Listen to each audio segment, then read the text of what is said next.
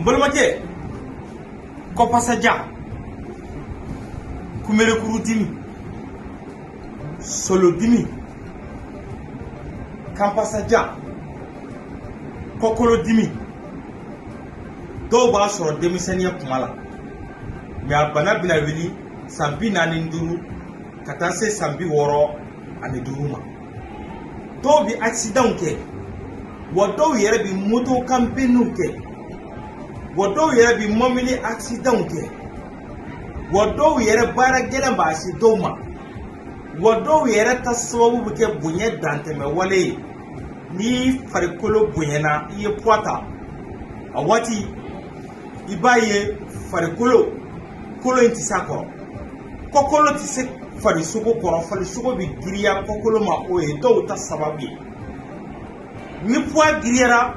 i bɛ taa sɔrɔ kɔkolo bɛ sigi ɲɔgɔn kan a bɛ sigi jumɛn kan a bɛ sigi pasa de kan a bɛ pasa de dɛrɛ n'a ye pasa dɛrɛ ni ka pasa digi ni ka poids digi pasa kan i b'a ye douleur de la f'a bɛ kɛ dɔw ka senminɛ sababu ye dɔw yɛrɛ sen bɛ k'u kɔrɔ bolo de b'u ta bolo de b'u don parce que kɔkolo dɛsɛra kɔkolo sigilen bɛ pasa kan ni ka pasa dɛrɛ ni ka nerf sira bɛɛ bɔ a ka baara la i b'a ye dɔw bɛ muluku dɔw yɛrɛ bɛ o t'u muluku koyi dɔw ni douleur de bɛ taama sanga ni waati dimi b'u kan dimi bɛ mɔgɔ kan dimi b'a tigilamɔgɔw kan dimi tɛ mɔgɔ kan dimi b'a tigilamɔgɔw kan n'a tigilamɔgɔ sigira dɔɔni wulili bɛ gɛlɛya u ma n'u dalen mɛnna sigili bɛ gɛlɛya u ma n'u sigira n'u taamana sigili bɛ gɛlɛya u ma n balimakɛ ne ye laada furakɛlikɛla ye laada furakɛlikɛla min jɔlen don laada furakɛli la kosɛbɛ ni ala sɔnna jamana ye agrément di yan cabinet de consultation et de soins traditionnels autorisé par l'état n balimakɛ tiɲɛ danaya ani laadiriya fadanbe ani badanbe o kɛnɛ kan kabini kunu fo kuna sini kabini san 600 ani kɔ laada furakɛli ye anw fa tiɲɛ ye kabini san 600 ani san kɔja farafin furabɔli bi Mali kɔnɔ farafin furabɔla a bɛ kɔnɔ tugu farafin furabɔla a bɛ pasa furakɛ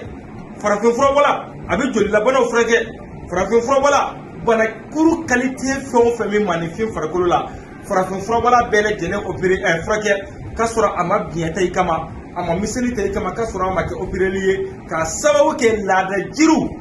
dɔnni ye ne ye laada furakɛlikɛla joolen ye min ye yiri kalan kɛ ka yiri kalan kɛ ka yiri ɲɛɲini yiri minnu bɛ dimi tigɛ yiri minnu bɛ kolo furakɛ yiri minnu bɛ pasa furakɛ n y'o caman fara ɲɔgɔn kan o kama ne ba ne fa Faransi Espagne Italie Mali kɔnɔ e maa min solodimi de b'i la walima hernie discale de b'e la walima kɔkolo de b'e dimi walima kamankun de b'e dimi walima kunbere de b'e dimi walima e de kunbere funulen don walima ko e de kɔ opéré la ko nɛgɛ b'a la ko douleur juguman b'a la n balimakɛ i jija i ka dɔ sɔrɔ nin fura in na n'i ye nin laada jiri in sɔrɔ o bɛ kɛ n'i ka kɔdimi cɛ ye lahara ko tɛ dɛ i balimakɛ kɔrɔbɔ professeur Bamama Kayenta wo n balimakɛ n y'o de ɲɛf'i ye